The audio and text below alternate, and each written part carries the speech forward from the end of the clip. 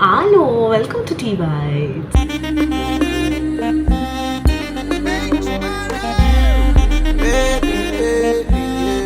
இன்னைக்கு என்ன reaction video பார்க்க போறோம்னா,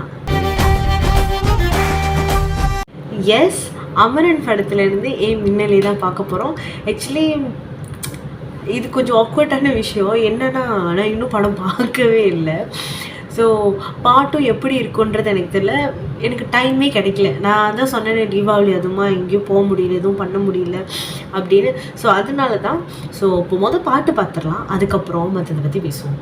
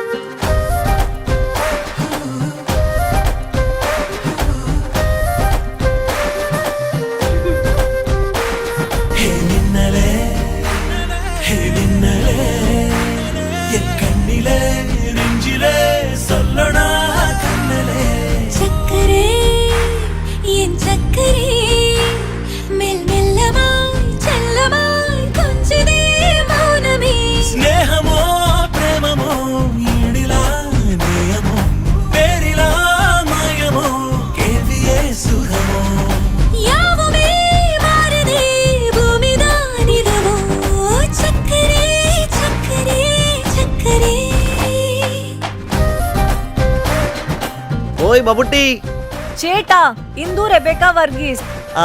എനിക്ക് മമ്മൂട്ടിയെ ഇഷ്ടമാണ്. കുറച്ച് വേഗമായിട്ടുള്ളേ വരണം. രഞ്ജിത്തെ, ഇതെന്താ ഇങ്ങനെ മമ്മൂട്ടി മോഹൻലാൽ എന്ന്?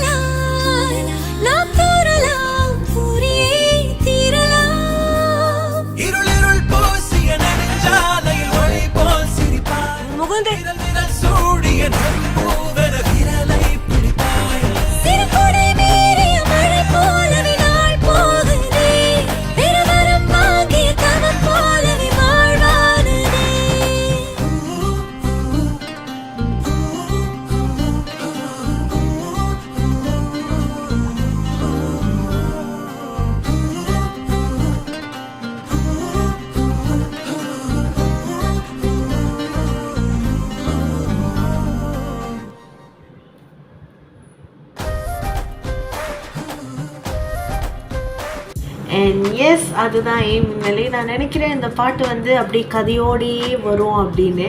அதனால தான் கொஞ்சம் அங்கங்கே அப்படி கொஞ்சம் மிக்ஸ் மேஷாக இருந்துச்சு.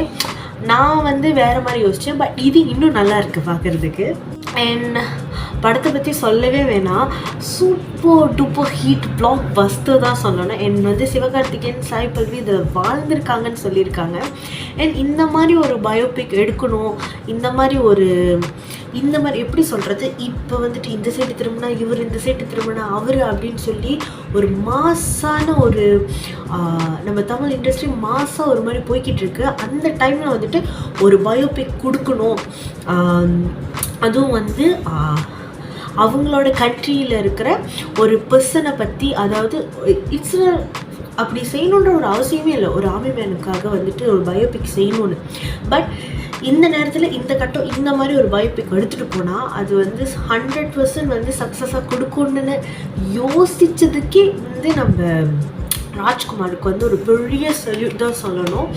பட் அதை எடுத்து அது சக்ஸஸ்ஃபுல்லாக போய் மக்கள்கிட்ட கணக்கான வேலை காமிச்சிருக்காருன்னா உண்மையாகவே ஹீஸ் த லெஜண்ட். படத்தில் வந்து எப்படி வந்துட்டு சாய் பல்லவி சிவகார்த்திகேயனோட பங்கு இருக்கோ அதே மாதிரி இந்த படத்தில் வந்துட்டு பேக்ரவுண்ட் ஸ்கோர் மியூசிக் வந்துட்டு ரொம்ப வெரி வெரி இம்பார்ட்டன்ட். இந்த படத்துக்கு ரொம்ப வந்து இதாக இருந்திருக்கு. அந்த வகையில் ஜிவி பிரகாஷ்க்கும் நம்ம இந்த வகையில் வந்துட்டு ஒரு பெரிய அப்ளாஸ் தான் கொடுக்கணும். பிகாஸ் என்ன தான் வந்துட்டு ஒரு இமோஷனல் கலந்த ஒரு விஷயம் இருந்தாலும் அந்த பேக்ரவுண்டில் ஒரு மியூசிக் வருது இல்லையா, அதை வந்துட்டு கணக்கான முறையில் கொடுக்கணும்.